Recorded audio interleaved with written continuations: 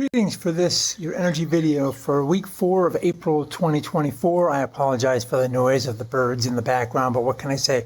Maui's simply not being cooperative this week. Well, in our first story, the New York Independent System Operator, New York ISO, just launched a pioneering program to integrate distributed energy resources, DERs, aggregations into the wholesale electric markets. The move is in line with FERC Order 2222, which requires grid operators to compensate aggregated DERs like any other wholesale asset. However, Order 2222 stipulates that such aggregations must total at least 100 kW. New York ISO's rules cut this to 10 kilowatts. Among other resources, this should help stimulate development of more rooftop solar. And the state's going to need more renewable resources if its flagship offshore wind resource continues to take torpedoes to the bow. Last week, New York canceled power contracts with 3 offshore wind projects totaling almost 4,000 megawatts of its total 9,000 megawatt target. New York blames GE, which pulled back from a commitment to make an 18 megawatt turbine that all 3 projects were planning to use. Instead of pursuing bigger and more powerful machines that were also somewhat more risky, GE Vernova decided to pull back its horns and focus on developing and standardizing its 14 to 15 megawatt Haliade workhorse.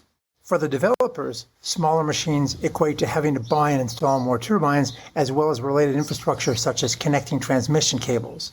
The offshore wind industry projects have been bifurcated into pre- and post-COVID phases, with Bloomberg NEF estimating that offshore wind project costs have soared 60% between 2021 and 2024, a victim of increased supply chain costs and rising interest rates.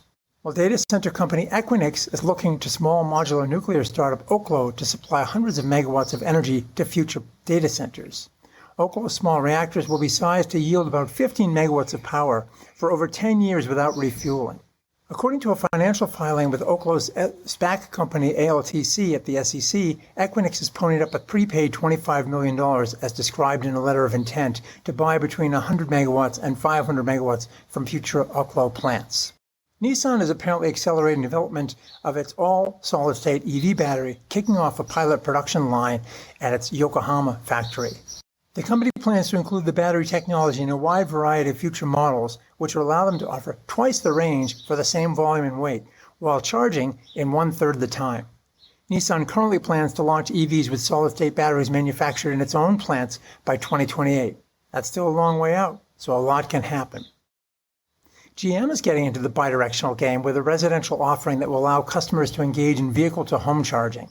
The goal is to help customers better cope with power outages and integrate with future clean energy products.